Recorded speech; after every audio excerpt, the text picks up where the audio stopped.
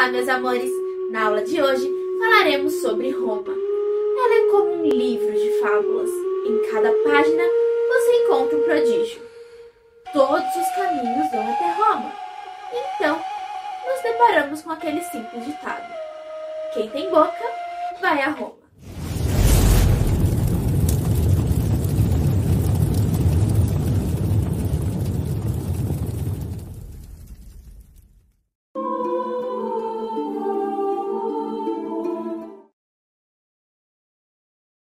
Bom, pessoal, para falarmos sobre Roma, precisamos começar conhecendo a sua história, a sua origem.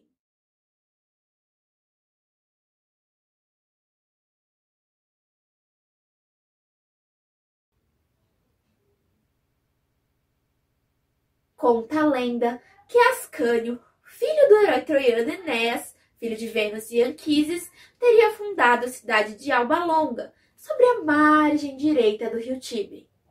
Sobre esta cidade latina reinaram muitos dos seus descendentes, até chegar Númitor e seu irmão Amulho.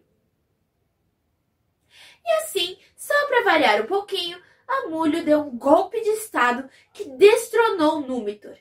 E para que não pudesse ter descendência, condenou sua filha, Réia Sílvia, a ser sacerdotisa da deusa Vesta, para que permanecesse virgem. Apesar disso, Ares, deus da guerra para os gregos e Marte para os romanos, desposou Réia e ela engravidou dos gêmeos Rômulo e Remo. Quando eles nasceram, para salvá-los, foram colocados em uma cesta deixada no rio Tibre. A cesta encalhou na zona das 7 colinas, situada perto da desembocadura do Tibre no mar. Foi então que uma loba chamada Luperca se aproximou do rio para beber água e lhes abrigou e amamentou em seu refúgio do Monte Palatino. Porém, contudo, todavia, entretanto, sabendo como o ser humano é, muitos diziam que a loba que amamentou Rômulo e Remo foi sua mãe adotiva humana, já que o termo loba, em latim lupa, também era utilizado em sentido pejorativo para as prostitutas da época. Até que, finalmente, os bebês foram encontrados e resgatados pelo pastor Faustus, cuja mulher os criou. Já adultos, os gêmeos recolocaram o avô Númitor no trono de Alba Longa, que, como forma de agradecimento, permitiu que os irmãos fundassem suas próprias colônias. Perto da desembocadura do rio Tibre haviam 7 colinas, os montes Aventino, Célio, Capitólio, Esquilino, Palatino, Quirinal e Viminal. Rômulo e Remo discutiram sobre o lugar onde fundar a cidade e decidiram consultar o voo das aves da maneira etrusca. Rômulo viu 12 urubus voando sobre o Palatino, enquanto Remo viu apenas 6 em outra colina. Então, Remo escolheu o Monte Aventino e Rômulo, para delimitar a sua nova cidade, traçou um enquadramento com o arado do alto do Monte Palatino e jurou que mataria quem ousasse cruzá-lo. Até que um dia, Remo desobedeceu a ordem do irmão e cruzou a linha com desprezo. Por isso, Rômulo matou.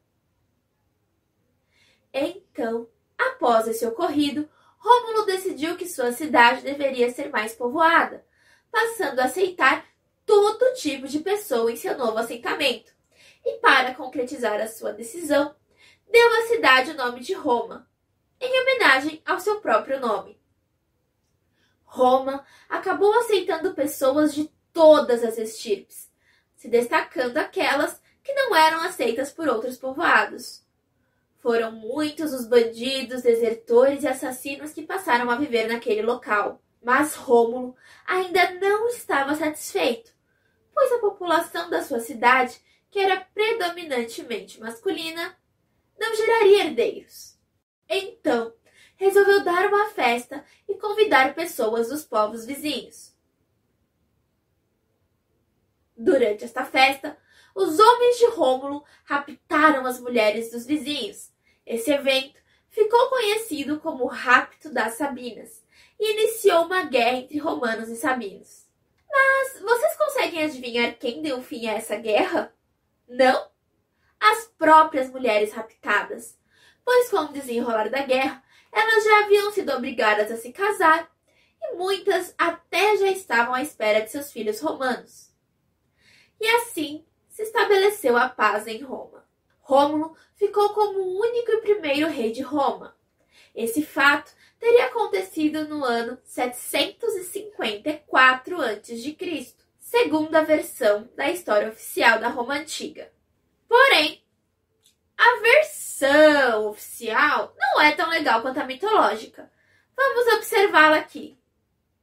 Pesquisas arqueológicas indicam que antes da formação de Roma, conviviam na Península Itálica vários povos em pequenas populações rurais, como os latinos, os etruscos, os sabinos, os lígures e os gregos. No século 8 a.C., a cidade de Roma formou-se na região do Lácio, na parte central da Península Itálica, que abrangia 7 colinas, entre elas Palatina e Quiridal, e a planície às margens do rio Tibre. É provável que a cidade tenha se desenvolvido nesse local exatamente pela existência das colinas, por representarem defesas naturais que protegiam a população do ataque de outros povos. A topografia do local leva à conclusão de que a colina Palatino foi a primeira a ser povoada. De acordo com a versão histórica, os primeiros habitantes desenvolviam atividades agrícolas e de pastoreio, aproveitando o solo fértil. Eram politeístas e prestavam cultos a deuses semelhantes aos dos gregos, a quem deram outros nomes. No início, Roma foi uma monarquia. Afirma-se que teve 7 reis, sendo que o primeiro foi Rômulo. No entanto, estudos históricos só comprovam a existência de 3 reis, todos de origem etrusca. No entanto, não estando Rômulo entre eles.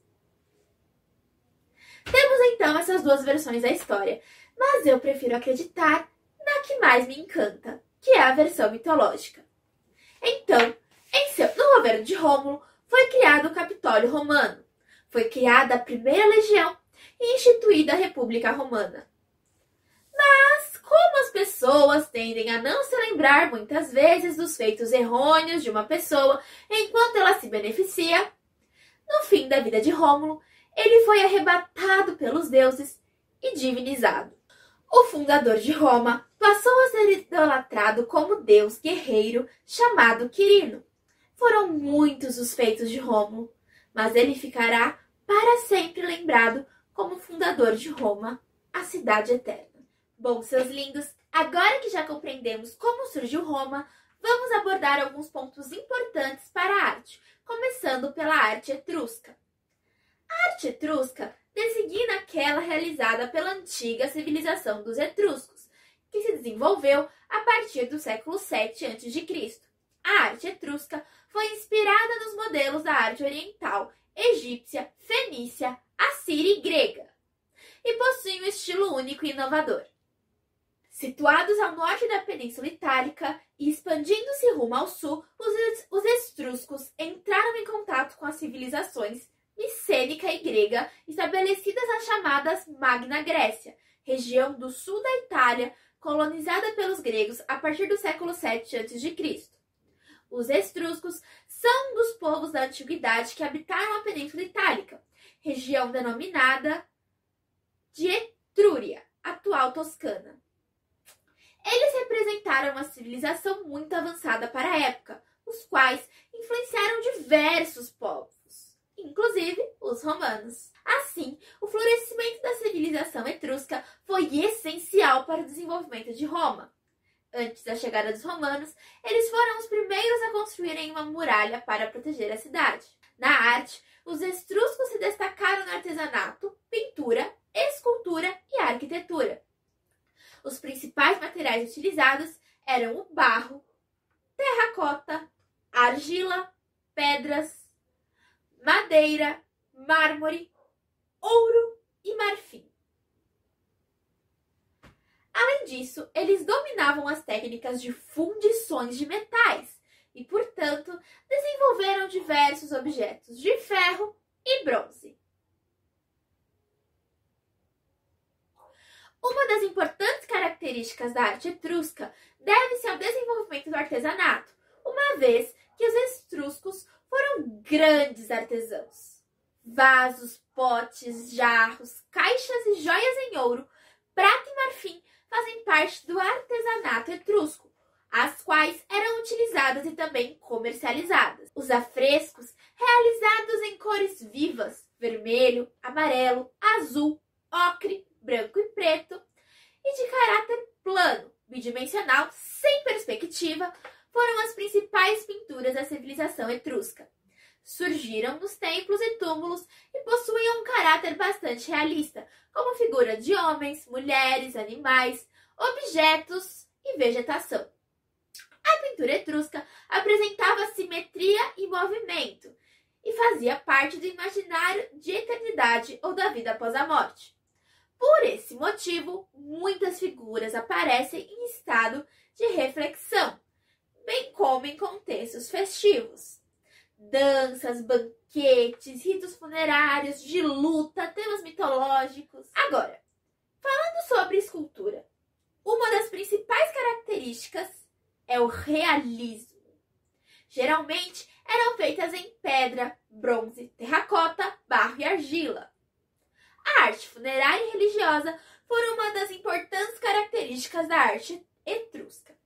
Os túmulos eram formados por bustos e esculturas em tamanho real e geralmente possuíam relevo. Essas esculturas faziam referência ao falecido. As câmaras funerárias reuniam aspectos da arquitetura, escultura e pintura etrusca. Merecem destaque o sarcófago dos esposos e o sarcófago de Cerveteri, ambos produzidos em terracota, de onde surge a imagem de uma mulher e um homem reclinados numa suposta cama. Além disso, as esculturas etruscas, zoomórficas de caráter naturalista, representavam animais mitológicos, geralmente esculpidos em bronze. Merecem destaque a quimera de Arezzo e a loba capitolina, aquela loba da história do Rômulo e Remo. Quanto à arquitetura e urbanismo, necrópolis, templos, palácios, edifícios públicos, aquedutos, pontes, muralhas, portais, túneis, pontes e estradas são as grandes construções arquitetônicas da civilização etrusca.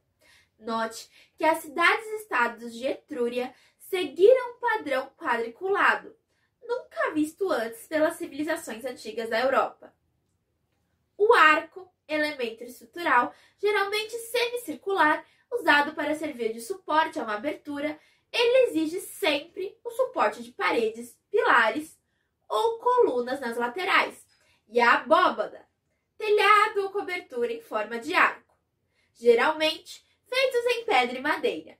São as duas características mais importantes que os etruscos introduziram na arquitetura urbanística. As casas eram simples e feitas geralmente de tijolo e barro. As necrópolis ficavam do lado externo e representariam hoje cemitérios. Os templos, normalmente em formato quadrangular e de pequenas dimensões, eram construídos no local mais alto e, por isso, fora das cidades. Dentro dos templos eram reunidas diversas pinturas e esculturas, local onde eram realizados diversos rituais para as divindades. Pessoas lindas do meu coração, o Império Romano é considerado o maior império de todos os tempos, se não pelo seu tamanho, pela sua influência e pelo seu poder. Vejam bem, meus amores, até pode parecer que os romanos copiaram os gregos, até porque eles fundiram a arte grega e etrusca, tendo o período greco-romano, inclusive quando se trata das vestimentas, que são muito parecidas. Mas não é bem assim. Os romanos utilizaram a inteligência da praticidade. Preferiram absorver a cultura grega em vez de jogá-la fora, assim, ó, igual uma bolinha. Errou! E começar tudo novamente. Então, vamos fazer agora uma breve analogia para a gente entender o que aconteceu aquela relação entre gregos e romanos. Vou falar sempre primeiro dos gregos e depois dos romanos. Os gregos buscavam a beleza, enquanto os romanos buscavam o poder. Os gregos criaram a filosofia para encontrar uma essência. Os romanos criaram o direito para proteger o seu, garantir que seus bens materiais não seriam tirados sem mais nem menos. Os gregos tinham como frase: conhece-te a ti mesmo. Os romanos traziam a frase: a lei é dura, mas é lei. Os gregos divertiam-se em teatros. Os romanos divertiam-se no circo, como o Coliseu. Na Grécia, nós temos atletas. Em Roma, gladiadores. Os gregos queriam conhecer, enquanto os romanos queriam dominar. Arquitetura romana. Não é preciso ser um conhecedor profundo das artes e arquitetura para ao menos ter ouvido falar sobre o Coliseu, uma das maiores obras do Império Romano. Mas a arquitetura romana vai muito além dessa estética e grandiosidade visual. Famosos por suas estradas, aquedutos, estádios e anfiteatros, os romanos deixaram um legado para a arquitetura mundial, que sobreviveu aos séculos e até hoje influencia arquitetos e engenheiros. Quer saber mais sobre esse estilo que marcou a história da humanidade? Então é só continuar acompanhando essa aula. Vamos fazer um percurso completo pela arquitetura romana, desde a sua origem até o seu ponto final. Quando a era medieval passa a dominar o mundo das artes e da arquitetura. Prontos para embarcar nessa jornada comigo? Vocês estão prontas, crianças? Estamos, capitão! Eu não ouvi direito. Estamos, capitão! Oh. Nossa primeira parada é na origem da arquitetura romana e o contexto histórico que permitiu que ela se desabrochasse. A arquitetura romana tem início no século II a.C. e nasceu da junção entre a arquitetura grega e etrusca. Mas é importante ressaltar que, apesar de ser um estilo fortemente influenciado pelos gregos e etruscos, a arquitetura romana conseguiu imprimir a sua própria personalidade e identidade às obras, ficando muito longe de ser uma mera cópia, uma simples reprodução dos estilos anteriores. Nas obras romanas, é possível observar a influência dos gregos com o uso das colunas, especialmente nos templos, e a inspiração etrusca nos arcos e abóbadas. A arquitetura grega e etrusca construía obras para serem apreciadas e admiradas. No entanto, toda a estrutura necessária para criar essas obras monumentais exigia um grande número de colunas na parte interna das edificações, limitando com isso o espaço interno das obras. Foi aí que os romanos tiveram a genial ideia de unir a grandeza monumental da arquitetura clássica com uma engenharia avançada para a época, baseada especialmente no uso e desenvolvimento de materiais como o concreto e a criação de novos arcos e abóbadas, capazes de suportar o peso das construções. O resultado dessa junção foram obras extraordinárias por dentro e por fora, bem diferente do que era feito até então. Basicamente, então, o que a arquitetura romana fez foi se apropriar do estilo de construção grega e etrusca e, em cima dessa técnica, estabelecer a sua própria, criando, inclusive, formas inovadoras de construção. A arquitetura romana está diretamente relacionada à ascensão do Império Romano. Suas obras e construções serviam tanto para expressar poder e status, como os arcos triunfais espalhados por toda Roma, quanto para servir às necessidades deste império que não parava de crescer, culminando com o surgimento de estradas e aquedutos. Outro marco da arquitetura e engenharia romana. Outro ponto interessante que vale a pena destacar na história da arquitetura romana é que ela nasce pagã e chega ao seu auge e declínio convertida ao cristianismo. Ou seja, a arquitetura romana traça relação histórica direta entre arte, arquitetura e as mudanças políticas e sociais do Império Romano. Vamos identificar então as principais características da arquitetura romana. Primeiro, projetos sólidos e resistentes, capazes de sobreviver ao tempo. Segundo, construções funcionais e luxuosas. Terceiro, uso inovador do concreto nas construções. Quarto, retorno do mármore nas construções. Quinto, arcos e abóbadas em novos formatos, como berço e aresta. Sexto, os arcos eram os grandes responsáveis pela forma artística das obras romanas. Sétimo, paredes largas com aberturas estreitas que se assemelhavam a janelas. Oitavo, simetria e proporções matemáticas. Nono, espaço com grandes aberturas. E décimo, obras inspiradas no espírito prático e guerreiro dos romanos. A arquitetura romana compreende o período que vai entre o segundo século a.C. e o quinto século depois de Cristo. Para entender melhor esse estilo arquitetônico, é preciso acompanhar as mudanças pelas quais o Império Romano passou, desde seu auge até sua decadência, sendo que cada fase marcou profundamente a história da arquitetura romana. Confira mais detalhadamente cada uma dessas fases históricas. A Pax Romana é o primeiro período do Império Romano e marca sua ascensão. Nessa fase, entre o século I a.C. e II d.C., desfrutava de uma situação próspera e estável. Tal condição permitiu que as artes e a arquitetura se aproximassem de forma rápida e acelerada. No período da Pax Romana ou Paz Romana, foram erguidos templos divididos em duas categorias: os pós-Chantibem, ou pós-Feixe, como os dos gregos, e os abobadados, que já refletiam o estilo romano próprio. Uma das mais famosas obras do período da Pax Romana é o Panteão, construído entre os anos de 118 e 128 d.C. O Panteão era um templo abobadado de adoração aos deuses, construído com uma vasta cúpula, a maior até a Era do Renascimento, perfurada por uma claraboia circular. Outra grande obra do período é o Coliseu, construído entre os anos de 68 a 79 d.C. Sem dúvida, essa é a fase que abraça as maiores obras da arquitetura romana. Pessoal, não durma, segue comigo, vamos lá! O Império Tardio foi a última era da arte e arquitetura romana e compreende do século II e V d.C., marcando o declínio do Império Romano e a transição para a Idade Média. Nesse momento da arquitetura romana, o projeto de maior destaque foi o Banho de Caracalla.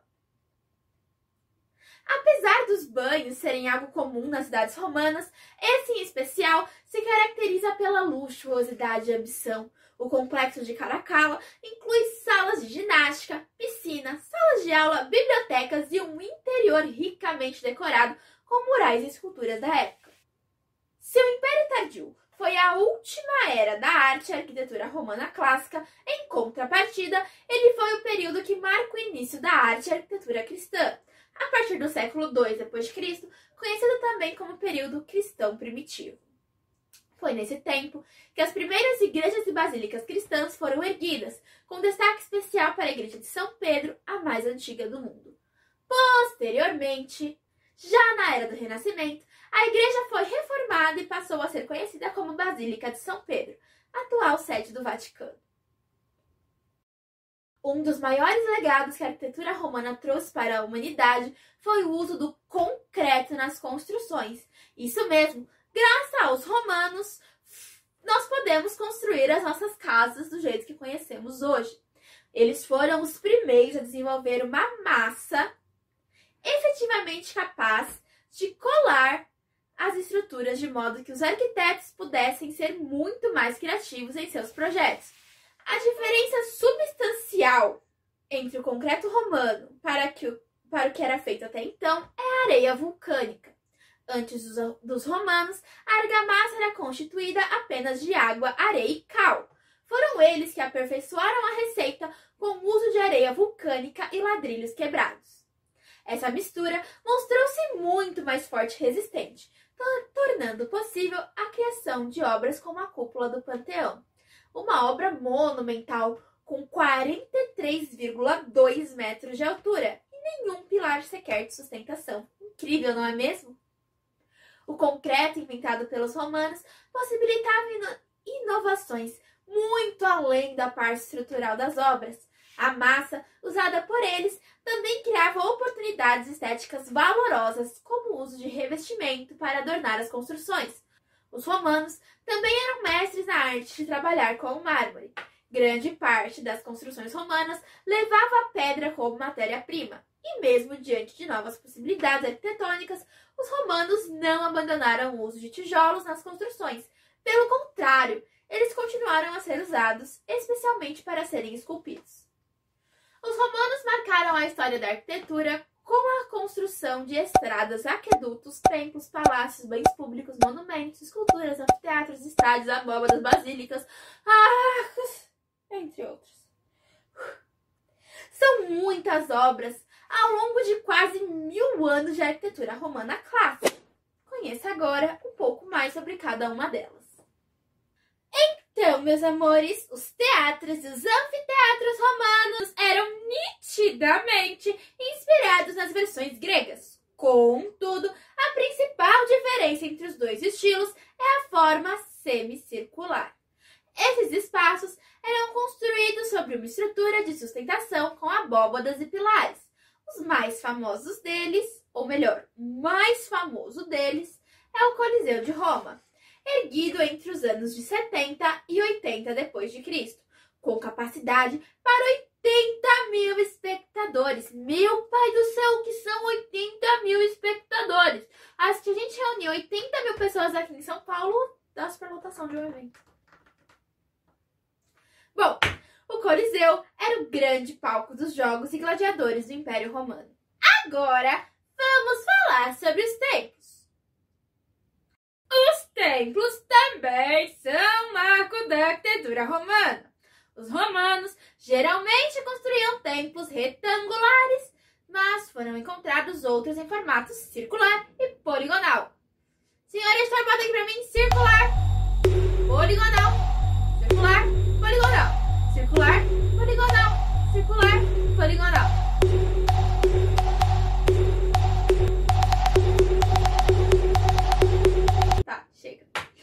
Como o Templo de Vênus em Baalbek, construído entre os séculos 2 e 3 a.C. Mas foi o Panteão, construído em 27 a.C., que ganhou maior destaque. Durante a Idade Média, no entanto, o prédio foi tomado pela Igreja Católica, que transformou o Panteão numa igreja.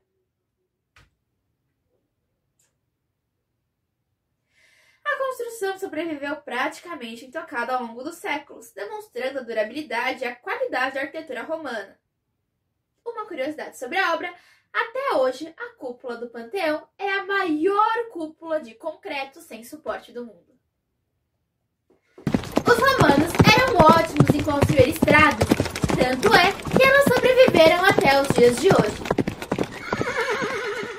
A principal estrada construída por eles foi a Via Ápia, em 302 a.C., ligando a cidade de Roma até Capo.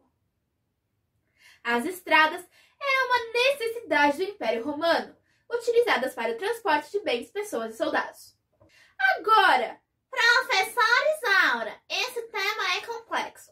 Aquedutos. O que são aquedutos? Respira. Vamos com calma. Aquedutos ou aquedutos são estruturas construídas para o abastecimento de água nas cidades. Isso aqui, ó. Lindo, né? Também acho. Roma contava com 11 aquedutos no final do século III e quase 800 quilômetros de cursos de águas artificiais.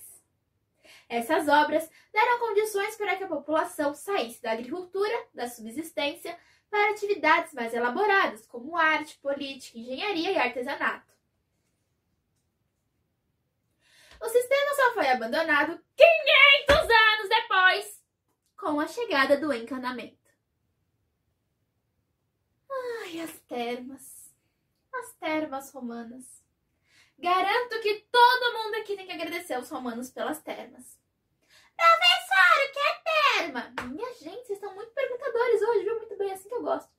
As termas eram construções destinadas aos banhos públicos. Algo muito comum no Império Romano. No local eram construídos piscinas de águas quente e fria, vestiários e bibliotecas.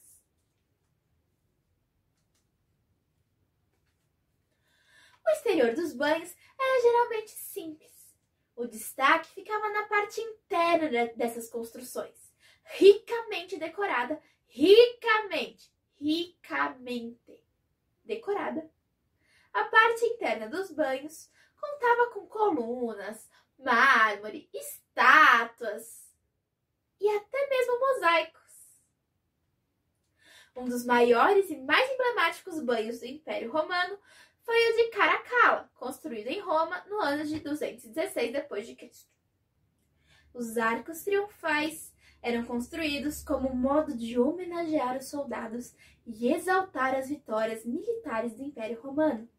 Atualmente, é possível visitar 5 arcos em Roma sobreviventes no tempo: Triunfo de Druso, Triunfo do Tito, Triunfo do Sétimo, Triunfo de Galiano e Triunfo do Constantino.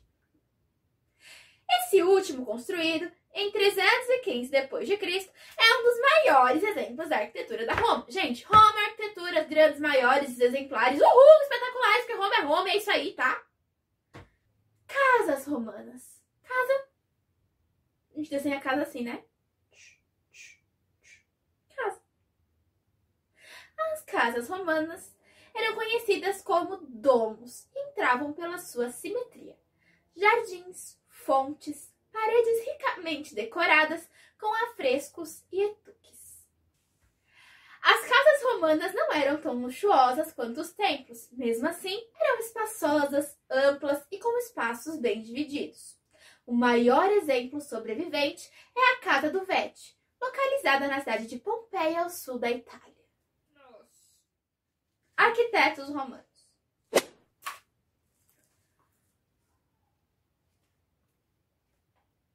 Os arquitetos romanos não se preocupavam em preservar o seu material de trabalho.